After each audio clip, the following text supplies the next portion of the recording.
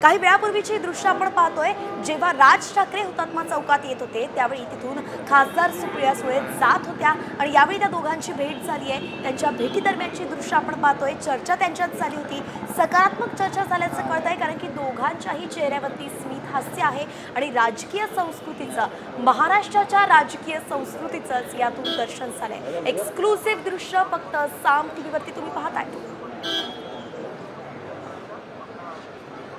राजकीय विरोधक असलो, विचारधारा जरी वेगळी असली तरी सुद्धा जेव्हा जेव्हा समोर येऊ तेव्हा एकमेकांना अभिवादन करू। या महाराष्ट्रासाठी आपण काम करतोय, महाराष्ट्राच्या मराठी माणसाच्या जनतेसाठी आपण काम करतोय आणि हेच यातून, या दृश्यातून पाहायला मिळत आहे। हे राजकीय नेते, महाराष्ट्राचे दोन महत्त्वाचे दिग्गज नेते एकाच प्रेममध्ये आज आपण पाहतोय। हुतात्मा चौकातली ही दृश्य आपण पाहतोय।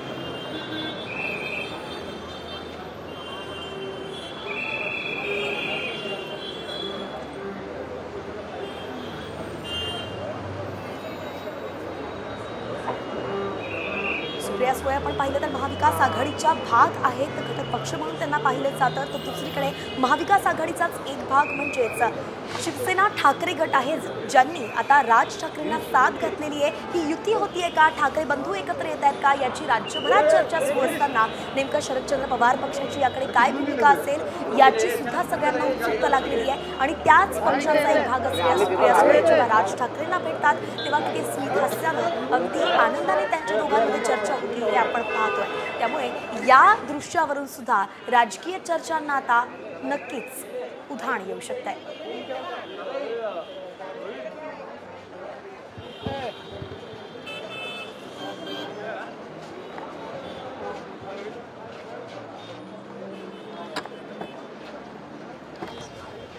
गिरीश कांबळे आपले प्रतिनिधी या संदर्भातली सविस्तर अपडेट देत आहेत। गिरीश, काय सांगाल, दोघांमध्ये नेमकं कशा संदर्भात चर्चा झाली आहे?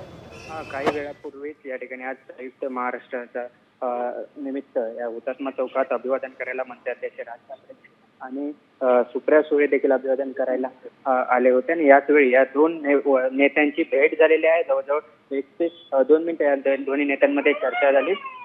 नेमकं काय बोलले हे अद्याप समोर आलेलं नाही, मात्र कास्ट सेन्सस संदर्भात चर्चा झाली आणि त्याबद्दल एक हा दिल्लीचा विषय अशा पद्धतीचं त्यांनी वक्तव्य केलंय। इथपर्यंत चर्चा कानावर ऐकू आली, मात्र त्यानंतर नेमकं पुढे काय काय बोलणं झालं याबाबतचे अद्याप एकंदरीतच नेमकं काय घडलंय, चर्चा काय झाली आहे या संदर्भात अधिकची अपडेट नाहीये। मात्र हे दृश्य आपण पाहतोय ज्यामध्ये दोघेही भेटले, एकमेकांना हसून त्यांनी अभिवादन केलं आणि मग आपल्या आपल्या कामाला, आपल्या मार्गाला ते लागले। धन्यवाद गिरीश, सविस्तर अपडेट आपण दिली।